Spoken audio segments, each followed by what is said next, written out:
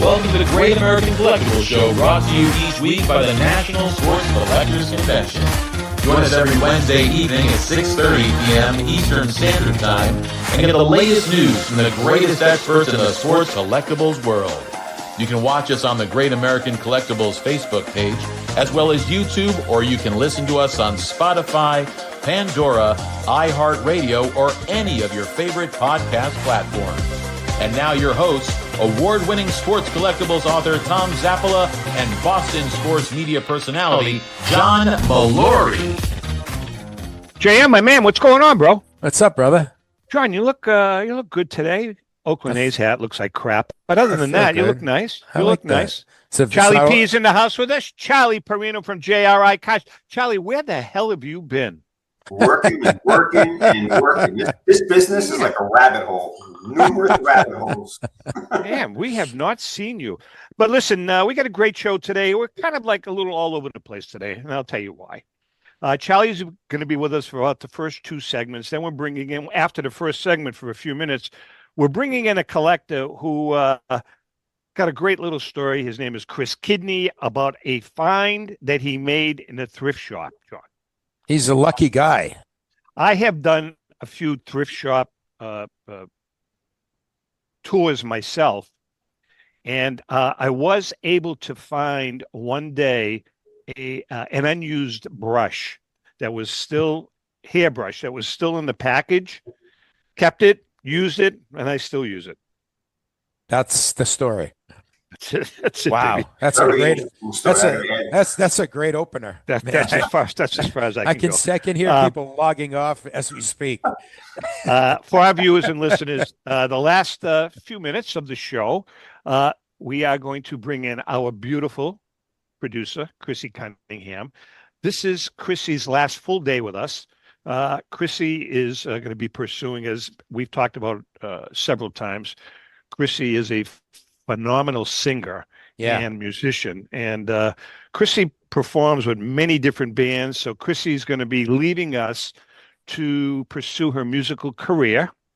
But she'll be with us back periodically. And quite frankly, she's going to be working behind the scenes a little bit for us. So, but we'll talk to Chrissy later on in the show. We are going to be going back to our old studio, JM. Costa Eagle Media. We're doing full cycle. Full cycle. That what it's called? We're going to be going. I think it's full circle. Circle, cycle, whatever the hell you call it. We're going to be going back next week to Costa Eagle Media. We're going to be working remotely, but our old producer Lou Blasi is going to be coming back out of retirement to work with us, with Rico, myself, and JM. Lou was with us. Well, I was with Lou for 15 a long years, time, doing the other show. Say in corner, right? And Lou's going to be coming back. Lou's with Sirius Lou's Radio. Great. I worked with Lou a lot at does a nice job. WCCM for a long time, and this business, right? It always cycles. It always changes, cycles baby. back. Changes. Remember, you can listen to us on Facebook, YouTube, Spotify, iHeartRadio, Pandora, any one of your favorite platforms. Don't be afraid to watch us on YouTube. We're trying to get people to kind of mix it up, especially if Facebook craps out someday. But anyway, all right, let's get to Chaz. Charlie P, where the hell have you been, man? We've missed you. How's business? JRI is very busy. Business is vibrant. You get some patches here or there of slowness, holidays, whatnot, here or there. But business has been good. We're live 6 days a week. We're incorporating more show hosts in order to, expand the show maybe down the road and give some other guys a break, because our shows for 6 hours are pretty exhilarating. We use the same example like an airline pilot. They can't fly every day. Those guys get a break. So our shows are pretty much intense, educational, and trying to give everybody a little bit of a break. So we got some new guys that we rehired, and they're doing great. Charlie, when you do a show from start to finish, if Charlie's doing it, how many hours are you on the air for? Typically. You think the show starts at 6, and like you're doing other shows, you got to be there about an hour early to check everything, make sure everything's cleaned up and everything. Show starts promptly at 6, and it will go to at least 10:30, 11. Well, Wow. we'll stop at midnight. We'll never And go past midnight because we have a staff, and you know, and how often do you do shows, Charlie? 6 days a week. So 6 days a week from 6 p.m. to maybe 11 midnight. I'd say about an average around 11:30. Yeah. Dude, that's a lot. And you know, with the sad part is we're pretty much booked. And again, so there were some slow nights, but we're booked. So we want somebody to tune in on a certain night at 8 o'clock, and we're booked for the night. It's like going to your favorite deli and there's a line out the door. You're going to go back the next day. So we're going to try to maybe go a little earlier over the next couple of months and try to make the show more enjoyable, because we don't want to be. You see a lot of breakers out there. They're ripping through. We like to talk about the card, especially the vintage cards we open. A lot of story and history behind those cards. So Charlie, how do you, that's a lot of content. You know what I mean? Zap goes back a long way in radio. I go back a long way in radio and television. You know, when I was doing 2-3 shows a week, different shows, you know, that were weekly shows, not the same show, even just doing, 2, 3, 4 shows a week and have them be good. Like, that's a challenge. Like, how do you? We have now. For JM, for you, that was a real challenge. Fresh, because we noticed a little wear and tear, especially with me when I did 2 or 3 in a row back in the day. Yeah, that third show could be a little exhausting. Like, you know, you can't bring it up that level or notch. So we're gonna go different show hosts and break a different personality. Everybody's got a different personality. I bring more of the old vintage. Then we got the young guy who knows old baseball. We got different guys that have an expertise in different items. Right. Charlie, you broadcast from Florida. Have you ever, can you tell where your demographic is? Are they mostly East Coast people, or are they all over the country? All over the country. All over the country. West Coast. We had some people from Hawaii one time. That's a 6-hour difference, I think. And they'll be eating breakfast watching us at night. So it's kind of funny. And we're starting to get a little international buyers here or there. I think that's a market that's going to be tapped in, not by cards, but by sports first. Football is going to Europe. Basketball is going to start in Europe, overseas, Mexico, anywhere, even across the continent. And those people love cards, but they can't. I don't know. I got to do a little.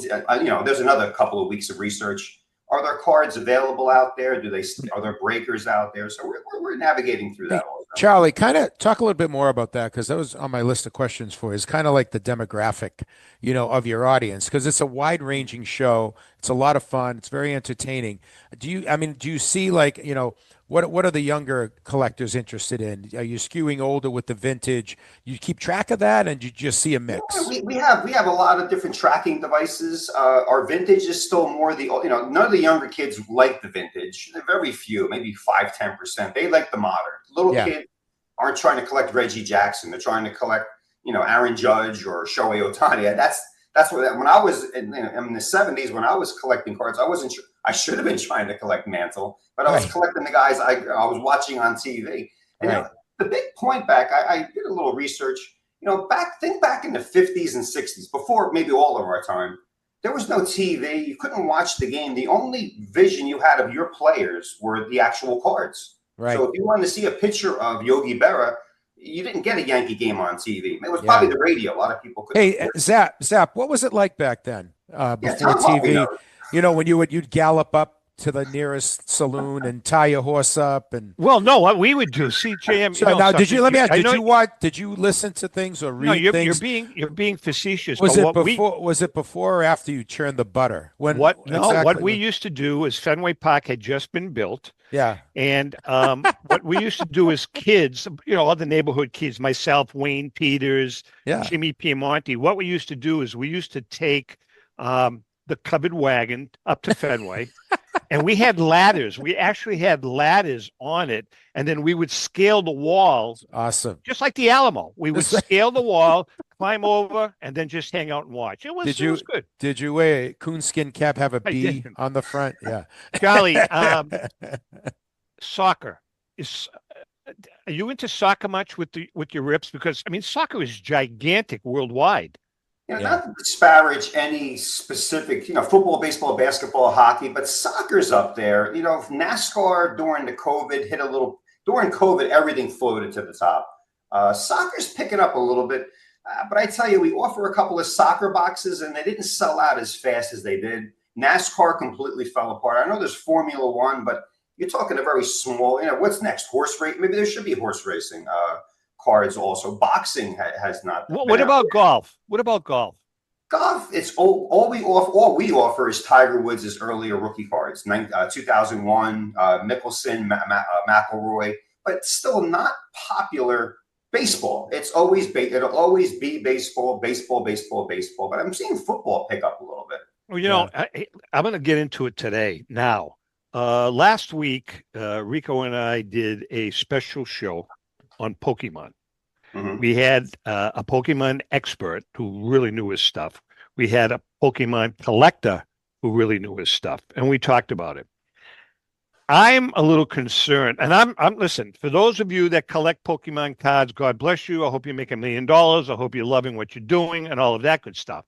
However, I've gotten calls and emails from collectors that have gone to card shows. You know, Joe Marino yesterday, Charlie, Joe called me. He was like off the wall because you know that card show in West Palm. Yep. John Shadell, he does a great job. He said it was 50% Pokemon dealers at these card shows, and I saw one in West Palm. My question is Pokemon kind of taking over the hobby? Because it's just gigantic. It's gigantic, and people love to collect them. As far as us, we have 65 products on our webpage. 2 of those are Pokemon from 2016 and 2021. We used to do the older ones, but we kind of, if you want to, maybe Pokemon should have their own show. I think that would make it, if you're a kid and you want to go see baseball, football, basketball, maybe that Pokemon should have a non-sport show. Maybe John should have maybe just Pokemon. John, there you go, JM. You're a Pokemon expert. I am. Pokey was Gumby's partner, right? Yeah. And when he went to Jamaica, they said Pokemon. We offer. Charlie, let me jump in here on something you said though, because I think Zap's question was actually a good one. And you said when you said you think it's going to take over the hobby, I guess the way you find that out is if the stars of the hobby, like Charlie, whether it's Heritage, Mile High, if those people that drive the hobby, the businesses that drive the hobby start getting more into Pokemon, then I think you have something. Well, I'm going to add to that. And Charlie, I want to get your thoughts on this, both of you. I agree with you, John. That's kind of a way to monitor it. But are we going to see these vintage collectors, these vintage stores, these auction houses, their inventory diminishing as the demographic diminishes, i.e. Tom Zappala, or right. John Mallory 10 years from now, 15 years from now, right? Yeah. Is that vintage market going to dry up eventually, and it's going to be inundated with Pokemon, Magic, whatever the hell you call it, and modern? Yeah. I don't know. It's a great question, because people drive the hobby, right? It's what the buyer's interest is, right? Not to bring it back down to money, but let's face it, they're commodities. It's a good question. We'll have to see what happens with that. Yeah. I mean, it's going to be a real interesting how it all plays out. We are chatting with Charlie Parrino from JRI Cars. Charlie, you're ripping 6 days a week. Tell us about your staff. First of all, your on-air staff, and then overall, because you've got a great bunch of people there. Yeah, we have a lot of employees. We outsource a lot of our tech and marketing, but we have, I think, I forget, we got 5 show hosts now, which is good. Listen, there's vacations, there's guys that are sick, there's things that come across. So the more deeper it's like a bullpen. We have a very good bullpen in that aspect. We got the Dollar Girls, a little. They come on and do their specials just to break it up a little bit, give the show host a break. It's almost like our commercial. We have a tech team, a support team. Sammy and Marco, my 2 sons, they pretty much run the whole company at this point. They do an excellent job with making sure, listen, no matter what you're selling, baseball cards, Pokemon, or hairbrushes at thrift shops, whatever you're selling, that website's got to be up and running and clicking. Yeah. And we take it for granted, but if the site goes down, there's no show. The stream goes down, there's no show. You've got a beautiful studio, by the way. John, his studio is beautiful in downtown West Palm. 2 floors. We've got to do a show there next year. We have to Over the figure that out. last couple of months, that's what we've been busy. We've been cleaning it up and organizing it down there. It looks 100 times better because we had desks, books, cabinets all over. We really made it very clean and neat. It's phenomenal. And we have a lot of little kids knocking on our door. We're not retail, but we have a lot of little kids knocking on our door. We always give them free packs, you know. And well, you know what I was going to say, Charlie? I know. See, your studio, and I was thinking about that. Rico and I were talking about it. Your studio is on the second floor of that, right? The studio's on the second floor, yeah. Right. Have you ever considered flip-flopping and bringing the studio down on the first floor and then opening it up to the public and have some seating so they can watch the show? We need a bigger space at that point. We thought about that, but we have all the employees down. Don't forget, the show's the show. Then there's the shipping, the sorting. We grade cards for free. Right. Our guys are becoming like graders pretty much. Like they're guessing pretty good what they're at. On that I just think that, you know, your show is very, very, very unique. It is. It's not your typical ripping. It's a lot of show. entertainment value. Yeah. There's a lot of, yeah, right. A lot of color. I just think it would be phenomenal in front of an audience. I just think you guys would kill it. We did think what you thought, but we're also thinking to go someplace to do that. And I don't know, it just one idea popped up. You know, there's the Breakers in Palm Beach. Sure. That's the name of the hotel. But how great would it be to open up like a 52 baseball at the Breakers? Because the name of the hotel is what we're doing. We're breaking a 50. Now we can get a little room back there and invite people there. There's some things we're thinking about. A lot of ideas that makes this business. You know, we're always trying to make it better. It's been around. It's not going anywhere. We're not going to save the industry. Right. But it's been around since the 1880s with tobacco cards, and people like. You always run into people every decade. Oh, the business is it's old. It's never going to last. I'm like, it's been around 100 years, you know. Right. Charlie, Outside of World War II, and there's a cardboard shortage. The 50s were vibrant. Kids love those cards, and they still love them today. Charlie, you're not the only one doing, you know, breaks and rips and all that, but it's really become a really big part of the hobby, really big part of the multimedia part of the hobby. What to you is the sort of the inner essence attraction of breaking and ripping, you know, live on camera or with audio, whatever? I tell you, live, you got the people watching. You have a video of us possibly pulling that vintage card for the first time. Like you're the actual, like remember the old cars? You're the original owner. A lot of our customers that pull the card, can you send me the 1 minute clip of me pulling that card? You guys pulling the card for me, and they have that forever. The whole community in there are rooting for everybody. When it's Independence for Veteran, we do a charity break. Everyone's rooting for now even more for a better card because we donate some of that money to that group. It's just fun, and it's free to watch, which is even better. So even if you're not in the pack, you're kind of curious what's in that time capsule, what's in that treasure chest you're about to open. You know, the thing is, when I watch your show and watch what you do in clips and all that, it harkens us back to like the real essence. Like it's for your show is very technical, multimedia, international, but it brings you back to when you bought that pack. Yeah. And you open it, like for me, when I would open up and there'd be a Yaz in there, man, that was like, oh my God, I got a 76 Yaz, you know?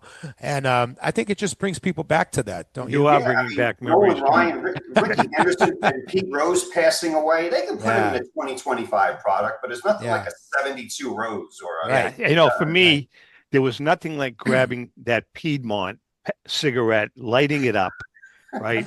And then after I lit the cigarette up, just dipping my thumb into the back of that pack and pulling that Nap Lajway card or that, whoever. It was wonderful. And then getting back to the butter churning. Yeah. That's right. That's right. We're chatting with Charlie Boy. All right, listen, we're going to take a quick break. When we come back, Charlie, you're going to stick with us. When we come back, we have a collector coming on. His name is Chris Kidney, and he's got a really interesting story. He's like the luckiest guy in the world. He really is. I'm going to take Chris to the local, buy some scratch tickets with him. Going to bet the Preakness with him. The Belmont. He made a find. It was a find in a thrift shop. Yeah. And he made a few bucks on it. Just a few. We're going to take a quick break. Charlie's in the house a little later on. We're going to talk to Sweet Cheeks, Chrissy Cunningham. I love Chrissy. Chrissy and I, we've had some great behind the scenes chats. Let's put it that way. Yeah, I've been witness to a few of them. We are so similar in a lot of ways. Hang in there. We'll be right back.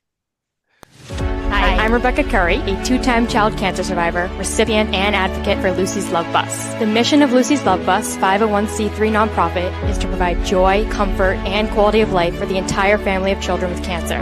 Since 2006, they have delivered love and comfort to over 3,000 children with cancer and their family members across New England. The dream of Lucy Grogan, an 11-year-old cancer patient, was to help kids with cancer who are suffering right now, before there is a cure, by offering free, integrative therapies like art, music, horseback riding, and many other activities. Unfortunately, Lucy passed away, but her dream lives on, and today Lucy's Love Bus is thriving.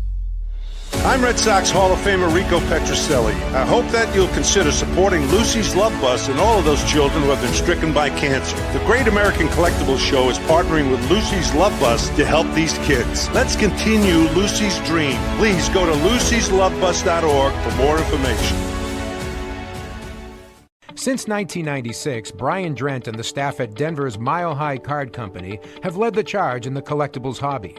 Mile High is a full-service dealer specializing in buying and selling cards and offers a competitive consignment program for all collectors. Whether it be their computerized want list service, appraisals, or auction services, Mile High has it all. If you've been searching for a company with a selection of high-grade vintage 1888 to 1970 baseball cards and memorabilia that shares your passion, aim high, Mile High.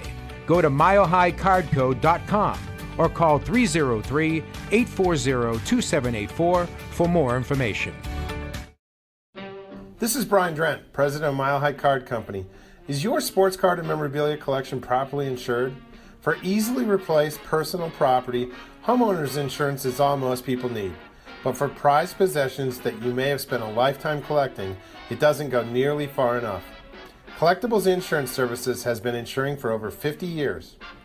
They offer a full range of protection and a $0 deductible at an affordable rate with no appraisals required. I know because they insure my collection. If you have a minute, go to collectinsure.com and learn more about insuring your personal card or memorabilia collection.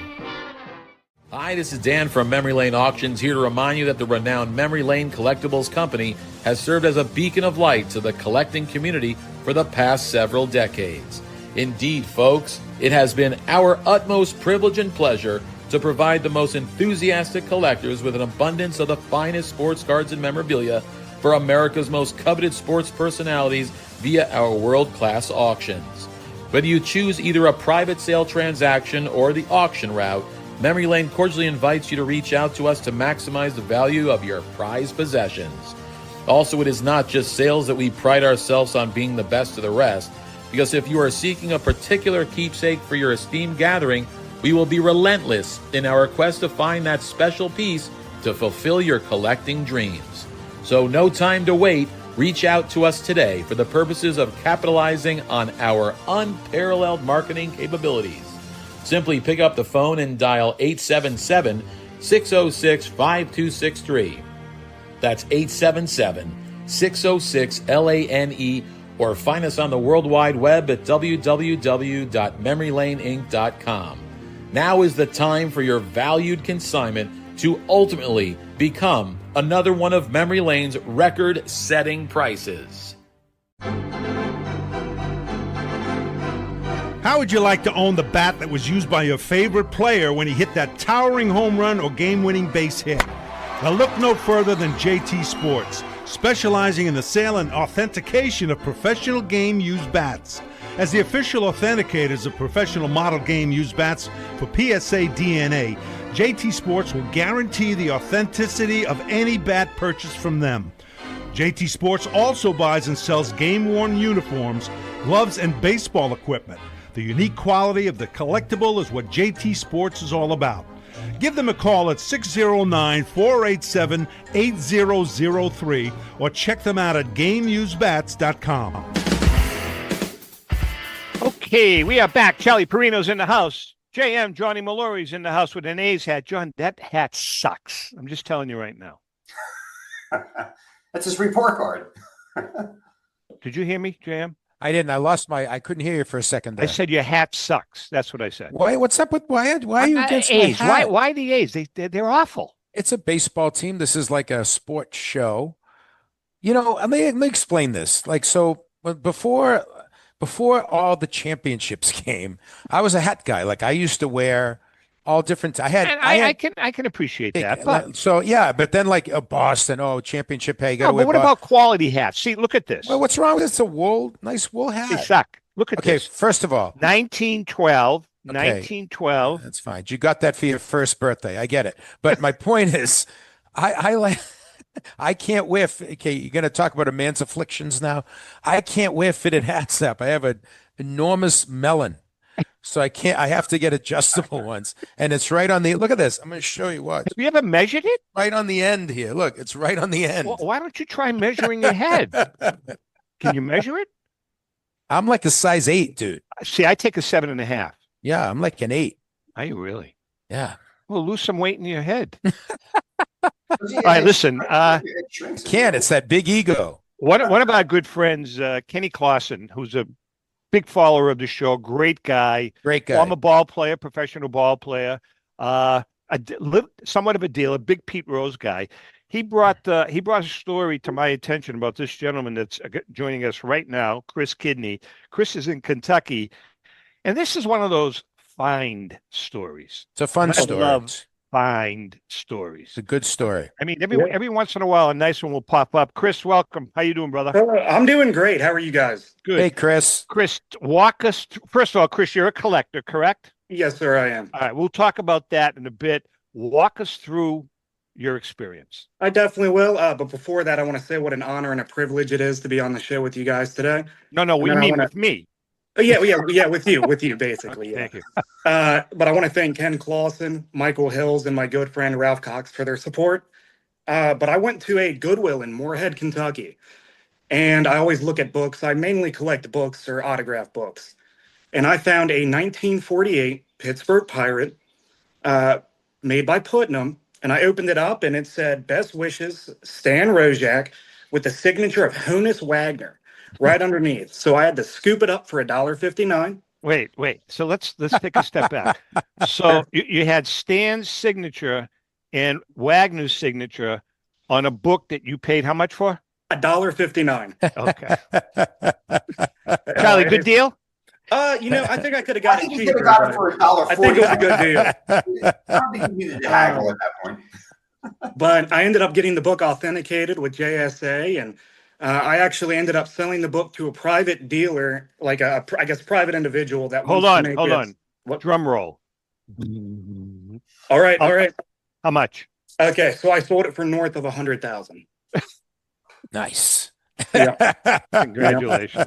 Hey, that's not all though. I did find 2 weeks after the first article aired, I did find 4 signed Mickey Mantle books for $0.25 apiece at a yard sale 5 miles away. That's crazy. Yeah, I probably was the luckiest individual in the state of Kentucky. But you know something that's interesting, because I go into these thrift shops and I never, John, I don't know if you've ever done that. Ellen and I, Yeah. Florida, we go to, forget Florida. I mean, in Florida, you find, sandals. But up here in New England, every once in a while, if we're doing some antiquing, which we enjoy doing, we'll go into a thrift shop, and it's always kind of like modern stuff, or, Yeah.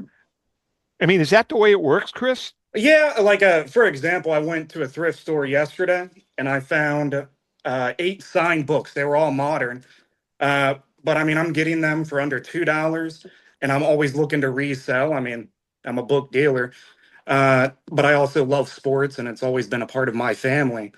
But yeah, you'll find a lot of modern stuff, but just open up the books and check for signatures, and one day, everyone who does it will eventually get lucky. So, Chris, you're obviously a very astute, intelligent guy. You know sports, you know the background, just you know a little history, you respect it. But do you live near a lot of stupid people who throw these things away or sell them at a flea market or a thrift store? Is that? I just think people don't open up books and look for signatures or even give it a second thought. You can go to a yard sale and buy a box of books for $5. Right. I mean, what are the odds? I guess for me, what was going to be the odds that I was going to find a Honus Wagner book and then within a month find 4 Mickey Mantle signed books. So for people that are listening or watching, you find them, then you have to get authenticated, make sure it's real, Yeah, obviously. Yeah, everything when it comes to Right. signatures, you want to get it authenticated. Like I have a Absolutely. Yeah. 747, the creator of the Boeing 747. Yeah. I'm going to have to get this signature authenticated. I mean, it's not going to be worth much, but enough for me to go get it authenticated. Did you ever think, Chris, with the Wagner of the Mantle, of like going to an auction house or something like that, as opposed to making a private sale? And how did you hook up with the person? Did you know this person? So my grandpa was an attorney over in Newport. He did a lot of work for the Bengals, San Francisco Giants, Cincinnati Okay. Reds. He even Yeah. defended Stanley Wilson the night of the Super Bowl. Oh, If okay. you all know about that I story. sure do. Yeah. So he had a Rolodex of all these people that he would buy from, sell from, and that's actually how I got in touch with Ken Clausen. And one of them was, I can't say his name, but one of them was in the Rolodex, and I went ahead and gave him a call and said, hey, I have what is an original or a authentic Honus Wagner. Would you be, interested? And we talked for maybe about a month about it, and he eventually decided to pull the trigger, and, the rest is history. It's great. All kidding aside, Ellen and I were at an auction. This is going back about 10 or 11 years ago, JM, up in Rochester, New Hampshire. And I went up there to bid on one card. It was, at the time, I was really into my T206 collection. It was a T206 Cobb bat on the shoulder, like a PSA 4 or 5. And I got outbid on it. And I was walking out and I grabbed a couple of things, but I grabbed a book. It was a first edition Gone with the Wind book. And I grabbed it because Ellen was a big Gone with the Wind fan. Yeah. First edition. I paid like $10 or $15 for it. Got home, opened it up. In the back, signed by Olivia de Havilland. Oh, Yeah, wow. so Incredible. that's Yeah. that's some of the stuff that Are there you a can lot? find. I mean, are there a lot of at thrift shop? There are a lot of signed books out there, and people just don't Well, know I- because there they don't was open one- the cover. Yeah. Yeah, there was one called the Crackerjack collection, and that was in Florida. You got a plug nickel for that one. But I didn't sign it. It was just signed by John Mallory. I couldn't figure that one Oh, out. that's big time then. That's big time. Chris, what do you collect though? Besides books, I mean, do you collect sports memorabilia? So I do. I only collect Cincinnati Reds memorabilia. They're my favorite team. If they're watching or any representative, if they want to let me throw out the first pitch, I'd love to do it. It's a bucket list dream. But I collect a lot of like Pete Rose items. I love my favorite all-time Reds player is Tommy Helms. I knew him growing up. He just passed away, didn't he? Yeah. Yeah, he did. Tommy Rest his Helms. soul. Yeah. But I grew up with him, and I think right now I have a little over 1,000 of his autographs. Hey, Chris, so since you are a Reds fan, Reds aficionado, happy, angry at the reinstatement I knew they was going to do this I said this 30 years ago. Oh yeah. As soon as he dies, Everyone knew it was coming. they're going to reinstate him, which pisses me off to no end. Why, John? Because they should have It's a done it when he slap in was the face. Oh, okay. I thought you were opposed. They to should him have being- done no, they should have done it when he was alive. They should But have. what do you think, Chris? I think it's a slap in the face I do too. to Pete Rose, Yeah. his memory. But I Yeah. mean, to be fair, with him not being in the Hall of Fame, he made a career out of that. I sure did. I he mean, did. so maybe that made him some extra money. Now, if I he guess needed part two of this, you guys and all of you can jump in. Charlie, do you think he's going to be voted in? I'll vote him in. And Absolutely. like Chris said, his cards have always been worth a lot, whether he was in the Hall or not. He built a legacy around it. He is the greatest hitter of all time. No one's going to break that record. Not my kids, your kids' kids. That record stays for a long time. Yeah. I'm with you though. They waited till he died. I mean, how coincidental was that? Well, let me tell you something before we let Chris go. If you look at the list, there's a couple of other guys that have a really good shot. Eddie Sicott has a really good shot of getting in. Well, we failed to mention Joe Jackson. Joe Zap, Jackson's too. a shoe-in. He's No just pun been intended. He's been reinstated too. Yeah. So that is 40 years. guys like Buck Weaver, Eddie Sicott, even Chick Gandil. I mean, Yeah. those guys had great stats. There's some possibilities there. Yeah, But I they didn't agree. wait for Shoeless to die, though. They waited how much longer before? Yeah, I mean, listen, What's Shoeless with Pete? Like, was that the token? Throw an extra guy in there because I don't not know. make it I Pete don't Rose? know. Hey, Chris, I want to ask Chris. So, Chris, now that you've had these two kind of really big finds for yourself, are you going to change your strategy in terms of how? I mean, I know there's no strategy really. It was kind of lucky, but It's just but it's a skilled luck. I think it's a skilled luck a little bit you because you just kind of know where to go a little bit. I'm sensing. yeah. So it's like when you guys were talking about Pokemon and collectors in general, you have to keep getting more and more information and knowing what you're looking at and what you have. That's really where that sets each and every one of us apart. We're skilled in our own little ways. I keep doing research and I keep looking for rarer and rare books. Maybe I'll never find them, maybe I will. But as long as you keep doing research about whatever you're passionate about, you will end up finding it. Just there's so many items out there in the world. Awesome. All of us could find something.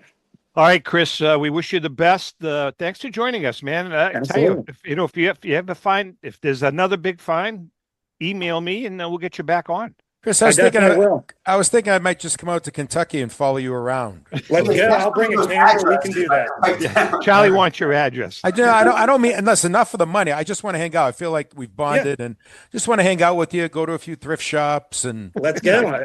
We got to go to the Goodwill bins. All right, Chris, thanks for coming on All board. right. Take Thanks care. for Chris having me. Kidney. Nice guy. Nice guy. All right. So Charlie, I got a question for you. Let's go back to your spectacle break. Tell us all about that. Oh, the spectacle break. We have a 1960 pack. It's the Ford Series, graded by PSA, and Sandy Koufax is on the top, which is phenomenal. But Wow. the kicker is Mickey Mantle's on the back. Wow. And we don't know what the grade is, but you can't see the front. But outside of Mickey Mantle and Koufax, guarantee. I should have brought the pack here. I got a Spider-Man pack here, but it's locked up. But Mickey Mantle is on the back and Koufax is on the front, and it's a Ford Series. And I think there's Hank Aaron, Roberto Clemente, and Willie McCovey's rookie card, possibly sandwiched between those two megastars. And it's $50, and you get a pack in one of our blender breaks, which could be an item from a box or a rack pack of the 70s or a box from the 2000s. And then you get one entry into winning that possible card, the 12 cards we're going to pull out of that pack, which is really fun and exciting. We started with 1,960 spots, and live right now we're at a little over 1,300, and it's exciting. And the day that gets cracked open, and Tom, you guys, John, there's doubles possibly. We opened up some of the packs from the 50s and 60s, and Topps put doubles in there to encourage kids when they were little. There's no internet, but they have nothing to do. So they would trade the cards. I'll trade you Mantle for Clemente. Awesome. So we're hoping there's multiple ones in there. Now, Charlie, the big giveaway for you is every year is the national giveaway, right? Tell us about that. National giveaway effective about a week ago, and it ends August 2nd. Every $100 you spend on JRI cards gets you an entry to win a 1961 graded PSA pack Fleer basketball. You get the whole pack, where if you pull Will Chamberlain in any grade, it's a pull of a lifetime. And then we have over about, I think the total is $15,000 worth of prizes. First place getting that 61 Fleer pack, which we opened at the National a couple of years ago, live on the stage. And we sold that pack to our customers. We're not going to the National. Instead, we're going to give that pack away to somebody for free and open it that night for one lucky winner out there. By the way, we are going to be broadcasting from the National. I'm going to be going solo with a couple of guest hosts. Al Crisafoli from Love of the Game is going to be joining me as a guest host in the first hour.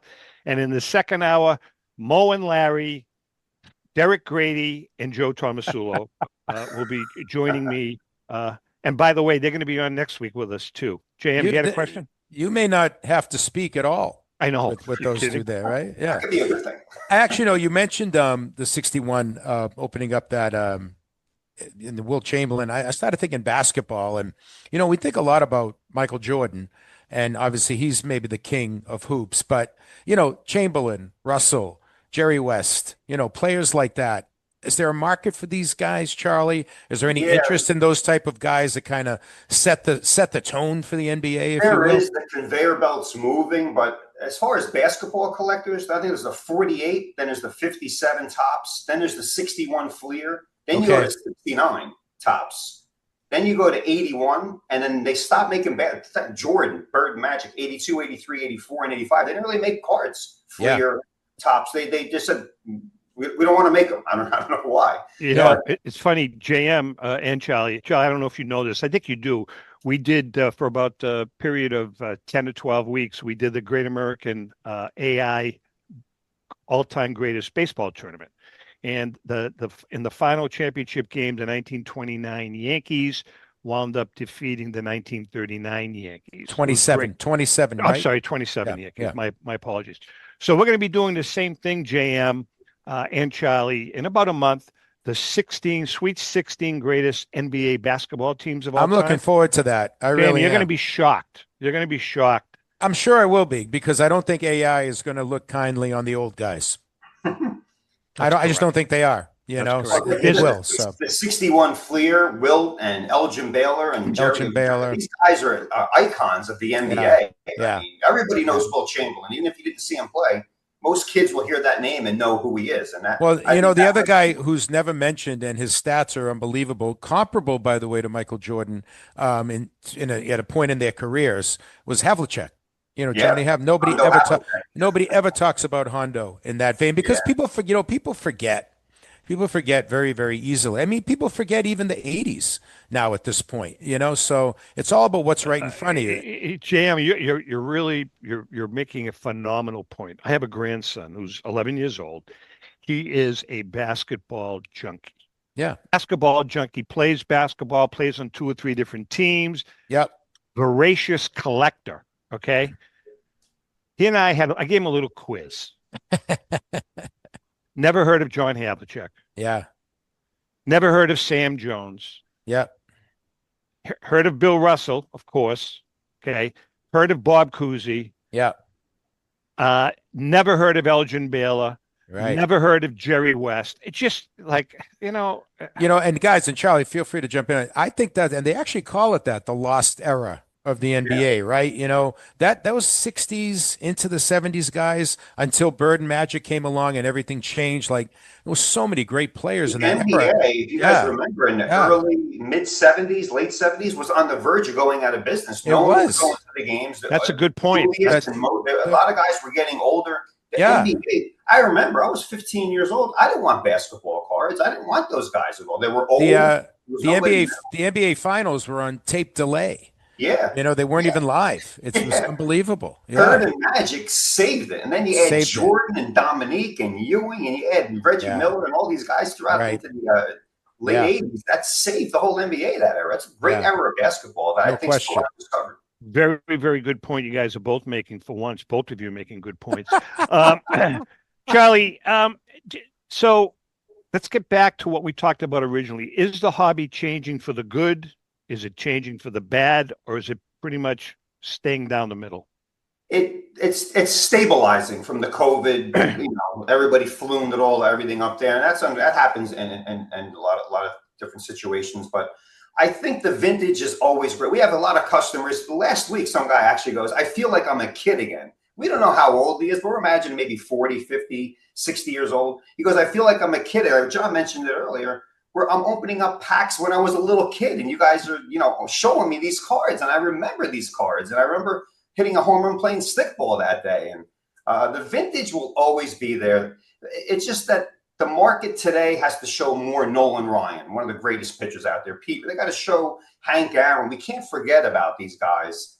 COVID, the one not a good thing, was a horrible thing, but it brought back when sports of today died, it brought back all the old legends and made me think, wow, Bird, I know Birds. You guys know Birds great, but when you see footage like on ESPN, like they're showing a Laker Celtic game from the 80s, you're like, wow, he was great, not good. I mean, you know what one of the best things, like, we bemoan social media and Zap. I know you talk a lot about the internet and all that, but one thing that is really good, there's these reels out there of either young players or young people watching clips of Larry Bird.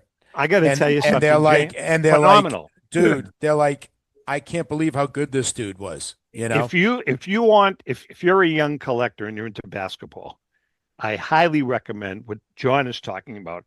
Take a look at some of the Larry Bird videos on YouTube. Take a look at some of the Pete Maravich Yeah. videos.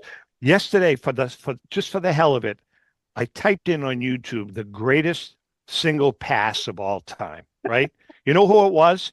And you got to go on, John, write it down, go on YouTube. Zap, I don't want to spoil your moment, but I bet I know what it was. What was it? I bet it was Maravich's behind the back from like That before was center second. court. That Okay. was second. What was first? Ernie D. Gregorio. Ernie D. All right. Ernie D. Gregorio with a behind the back pass just as he went over half court as one of his players was breaking for the basket, and he threaded the needle right in the guy's basket.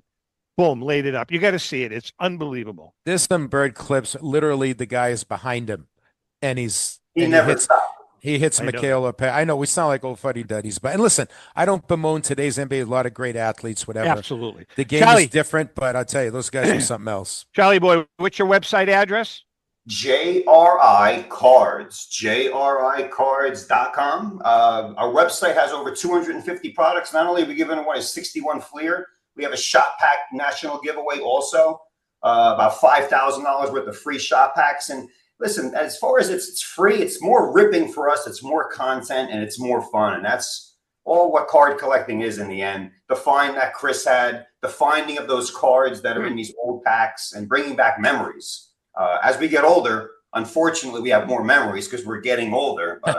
Little kids don't have memories. They watch TV and that's it. We have all the knowledge of the memories out there. All right, Charlie, we love you. Say hi to the gang. Say hi to the Dollar Girls.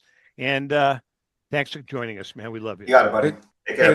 Good to talk to you, Charlie. Charlie Parrino from JRI Cards. Okay, we're going to take a break. When we come back, Chrissy is going to join us. The lovely Chrissy Cunningham. Looking forward to it. Hang in there. We'll be right back. Hi, I'm Rebecca Curry, a two-time child cancer survivor, recipient, and advocate for Lucy's Love Bus. The mission of Lucy's Love Bus, 501c3 nonprofit, is to provide joy, comfort, and quality of life for the entire family of children with cancer.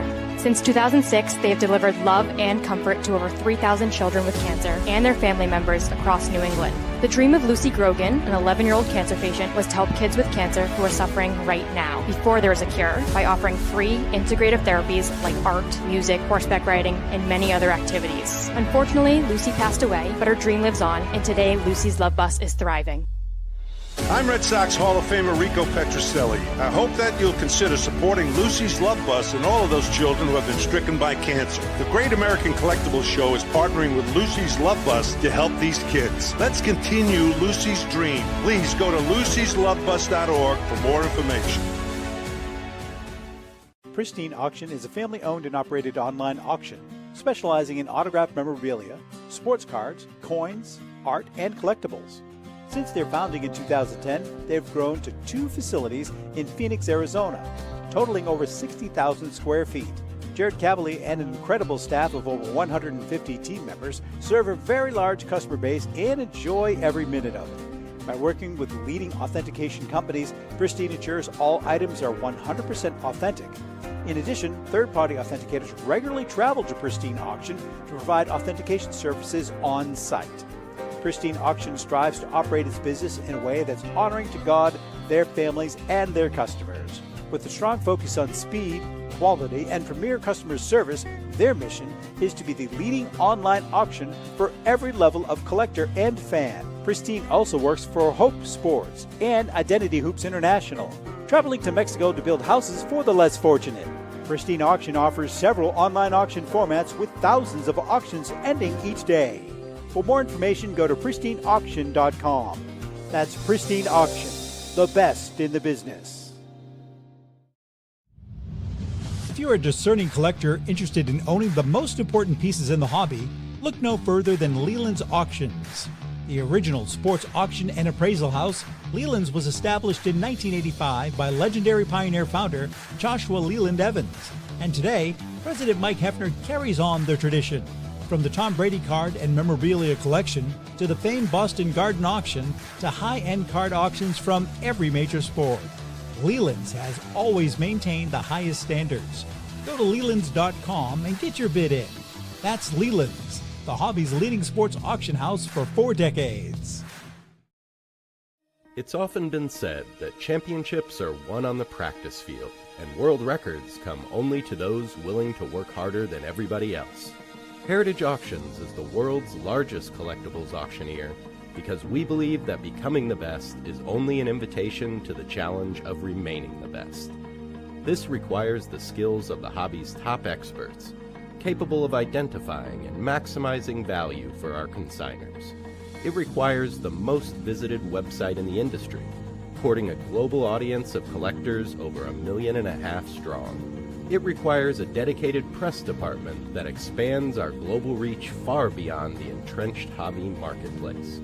It's hard work, but a simple premise. Present the finest collectibles to the largest population of potential buyers, and world records will come. We invite all listeners to put the unmatched power of Heritage Auctions to work for you. Auction evaluations are always free, and our commission-based fee structure ensures that our interests are always aligned. The highest possible price for your collectibles. There will always be new world records to chase, so let's chase them together. Visit our website at ha.com and request your no-obligation review today. Hi, this is Dan from Memory Lane Auctions, here to remind you that the renowned Memory Lane Collectibles Company has served as a beacon of light to the collecting community for the past several decades. Indeed, folks, it has been our utmost privilege and pleasure to provide the most enthusiastic collectors with an abundance of the finest sports cards and memorabilia for America's most coveted sports personalities via our world-class auctions. Whether you choose either a private sale transaction or the auction route, Memory Lane cordially invites you to reach out to us to maximize the value of your prized possessions. Also, it is not just sales that we pride ourselves on being the best of the rest, because if you are seeking a particular keepsake for your esteemed gathering, we will be relentless in our quest to find that special piece to fulfill your collecting dreams. So no time to wait. Reach out to us today for the purposes of capitalizing on our unparalleled marketing capabilities. Simply pick up the phone and dial 877-606-5263. That's 877-606-LANE, or find us on the World Wide Web at www.memorylaneinc.com. Now is the time for your valued consignment to ultimately become another one of Memory Lane's record-setting prices. Okay, we are back, and for now, don't pay any attention to that beautiful woman in the bottom left-hand corner of your screen, because John is going to tell us about the CSA show. Pay attention to the handsome man front and center. CSA Shows is proud to present the Chantilly Show, being held from June 27th to June 29th, held at the Dulles Expo Center in Chantilly, Virginia, just minutes from the Dulles International Airport, celebrating 29 years, the same location. There will be over 450 dealer tables exhibiting on over 125,000 square feet of space. With both vintage sports cards and memorabilia, as well as modern-day sports treasures, you won't have to look very far for that special card, bat, ball, or autograph. Major auction houses and third-party grading companies will be on site to assist you with your collecting and authentication needs. Some of your favorite superstars will be on hand, including NFL Hall of Famers The Bus, Jerome Bettis, Marcus Allen, Eddie George, Baseball Hall of Famer Chipper Jones, and many more. Over 40 guests in total. For more information, go to www.csashows.com. That's the Chantilly Show, where you can find all of your sports collectible treasures. Well done, Johnny boy. Well done. Thank you. Thank you. You know, we're going into our 10th year. The Great American Collectible Show sometime this fall. I think it's October or November. Yep. And for the last 3 of those 10 years, the lovely lady you see with the pink hair in the bottom left-hand screen, Chrissy Cunningham, has been producing the show for us and done a great job. Chrissy, first of all, how are you? Good. How are you? Good. Hi, Chrissy. Hi. Rico, as we said, Rico couldn't be here. Rico's got a doctor's appointment. Rico's funny, but he sends his love, and he will be getting in touch with you. As a matter of fact, Chrissy, we are all going to be going out to dinner on my dime, because I know Mallory Good. and Rico, they're both cheap bastards. I can't. I spent too much money on Slight. Yeah. Chrissy's going to be leaving us. Today is her last day with us full time. She's going to be doing some work for us behind the scenes. And the reason being is, I think we've talked about it a few times on the air, but Chrissy is a very, very, very talented singer Yep. and actually songwriter too, I think, Chrissy, right? Do a little songwriting. A little working on it. Yeah. Yeah. And she's going to be leaving us because she wants to she's going to be pursuing her musical career. Now, Chrissy, let's talk about, you're in so many different freaking bands that I lose track. Just like Stevie Winwood, for Christ's sake. Yeah, let's talk about the big enchilada. Several weeks ago, you and your band, the Tumbletoads, which, by the way, is kind of like Tumbletoads. Tumbletoads. Eagles. Let's get that straight from the beginning. Right. We're not the Eagles, and neither were they. Tumbletoads. We are That's good. Tumbletoads. Tumbletoads. No limiting adjective there. No, that's cool. Couple of weeks ago, you guys were in a huge Battle of the Bands up in New Hampshire called the Strange Creek Battle of the Bands. Is that what it was called? Yes. And tell us about that, and tell us what the ramifications were if you won. Yeah. Well, for those that don't know, Strange Creek is a huge music festival. It might be one of the biggest in New England. Forgive me, I'm Australian, so yeah, I haven't been here long enough to know for sure. But there's basically a set of 2 festivals run by a company called Wormtown Trading Company, and they do it sort of the bookend of the season. So the very first one's called Strange Creek. The last one's called Wormtown. We're talking, this thing's like Woodstock on steroids in the woods. There's 4 different stages, huge main stages, 2 cabins at night that do music, vendors and art stuff everywhere. It's incredible. It'll honestly change your life if you go there. Like, not just the music, the community. It is that people are all there. It is very hippie, like, we all love and peace, but it's not BS. Like, it's really, really, Right. everyone's really Legit. trying to like encourage that, you know. You know, that I was kind lifestyle of a legit hippie when I was a kid. Just want you to know. I believe that. Was. But so anyway, the festival's huge thing. I can't even think of what the capacity is. It's thousands at this point. They're almost sold out. We just got a warning this morning for tickets. But big Battle of the Bands to get in. There were 6 bands. They're all fantastic, and most of them are friends of ours because we're all in the same musical community. Circles. So we just showed up. We all did the best we could. And don't mind me, I'm trying to produce your show while being on it. It's hard. I'm hearing like 4 of myself. It's freaking myself. Right. But yes, we were very fortunate enough to win. And what we won is a 2-hour cabin set on the Sunday night. We go on right after the headliner. So right after the main stage shuts down, everyone's all, where they can go. And it's awesome. Now, where is the Strange Creek Festival? Where is that? Yeah, the camp out. Sorry, it is in Greenfield, Mass. At a place called Camp Kiwani. Yep, it's gorgeous. Yeah, it's a really beautiful spot. Greenfield's a beautiful town out in Western Mass. Very nice. Absolutely lovely. Yeah. Now, Chrissy, this is one of these festivals where you're going to attract a big crowd, but you're also going to attract probably professionals that are out there scouting bands, correct? Hopefully. I mean, like even getting to this point, like being recognized by the people that organize this. So you just try to walk the walk and talk the talk, really. Like, try and be a good human being, and also like do music, and it has a lot of meaning to us and as a message. And we just keep doing that and putting our best foot forward, and we're seeming to get really good results. Now you're in the studio, fantastic. right? Yeah, the music's good. It's really good. Yeah, music. Well, a little background on the music. I've heard a couple of their cuts. They're very good. I consider you guys, which I love, a real authentic indie band. Interesting. Okay.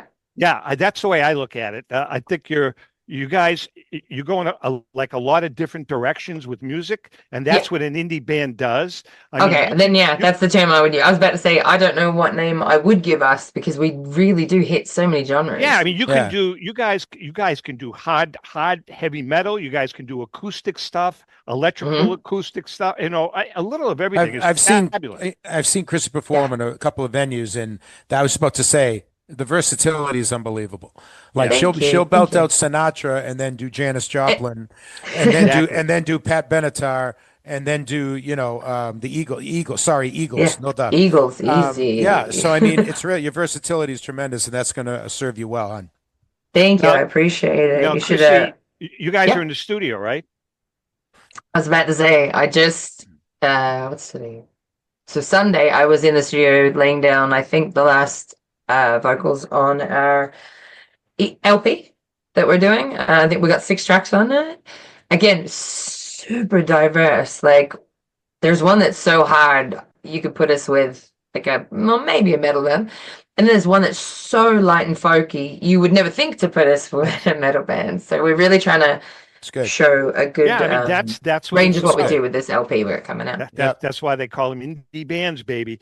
Now we're going to ATS Communications is we're going to do our best to kind of help out the band as we spoke about.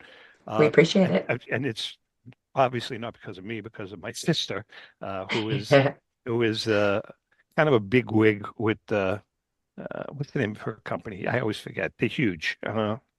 The big one, Live Nation. Thank you.